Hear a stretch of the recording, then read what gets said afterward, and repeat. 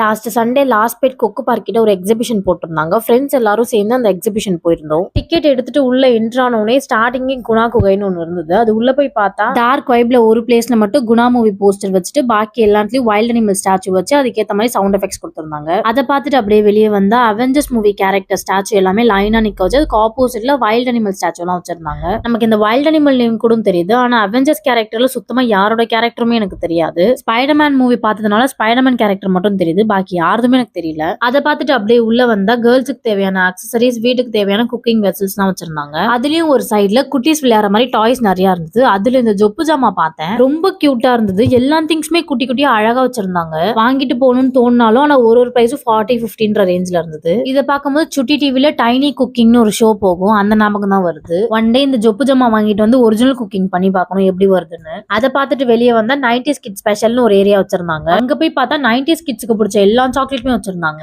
Yearly 2K kids கூட இந்த chocolate சாப்பிட்ட மாதிரிலாம் எக்ஸ்பீரியன்ஸ் இருக்கும். நான்லாம் ஸ்கூல் டைம்ல நிறைய வாங்கி சாப்பிட்டுருக்கேன். அப்படியே பக்கத்துல பார்த்தா வெரைட்டி ஆஃப் நூடுல்ஸ், அப்புறம் நட்ஸ், ஓட்ஸ் எல்லாம் வச்சிருந்தாங்க. நூடுல்ஸ் வெரைட்டில கேரட், பீட்ரூட், கம்பு, ராகின்னு சொல்லி நிறைய வெரைட்டி வச்சிருந்தாங்க. இதை நான் ஆல்ரெடி பார்த்திருக்கேன். ஆனா ஸ்பீனச் நூடுல்ஸ் வெரைட்டிலாம் நான் இங்க தான் பாக்குறேன். அண்ட் எல்லா பேக்கெட் நூடுல்ஸ்லயும் ஒரு பேக்கெட் மசாலாவும் வந்துருது. அப்படி இருந்தா ரொம்ப யூஸ்ஃபுல்லா இருக்கும், டேஸ்ட்டும் நல்லா இருக்கும்னு சொல்லி பீட்ரூட் நூடுல்ஸ் மட்டும் ஒன்று வாங்கியிருந்தேன். அதை வாங்கிட்டு வெளியே வந்தோடனே எல்லாருக்கும் பசிக்க ஆரம்பிச்சிருது. சாப்பிடுறதுக்கு 2 பாப்பட், ஒரு மசால் பூரி, ஒரு plate cauliflower pakoda, 2 plate pav bhaji வாங்கியிருந்தோம். டேஸ்ட் வைஸ் எல்லாமே ஓகேவா தான் இருந்தது, ஆனா பிரைஸ் மட்டும் டூ மச்சா இருந்தது. மசால் பூரி வெளியே வாங்குற பிளேட்டோட ஆஃப் தான் இருந்திருக்கும், ஆனா அதுவே 50 rupees. பிளஸ் என்னன்னா இந்த பாவ் பாஜி வாங்கினது தான். பாவ் பாஜில பன் அவ்வளோ சாஃப்டா இருந்தது, கிரேவி ஓகேவா இருந்தது. சாப்பிட்டு முடிச்சுட்டு எல்லாரும் ரைட் போயிருந்தோம். எல்லாரும் ரைட் போயிருந்தோம், நாங்கெல்லாம் போல பாய்ஸ் மட்டும் போயிருந்தாங்க. நானும் நர்மதாவும் கீழே தான் இருந்தோம். எனக்கு இந்த ரைட்னாலே ஆகாது, அதுவும் சாப்பிட்டுட்டு எல்லாம் சுத்தமா சரியே வராது. நர்மதாக்கும் அதே மாதிரி தான். ஸோ நாங்க அதனால ரிஸ்க் எடுக்கல, நாங்க கீழே இருந்துட்டோம். சேம் நெக்ஸ்ட் ரைடும் கூட்டிருந்தாங்க. நான் மட்டும் போல, பாக்கி எல்லாருமே போயிருந்தாங்க. நடுவுல என்ன ஸ்டாப் ஆகுதுன்னு பார்த்தா நர்மதாவால சுத்தமா முடியல போல, கத்தி கூச்சல் போட்டு ரைடே நிக்க வச்சுட்டாங்க.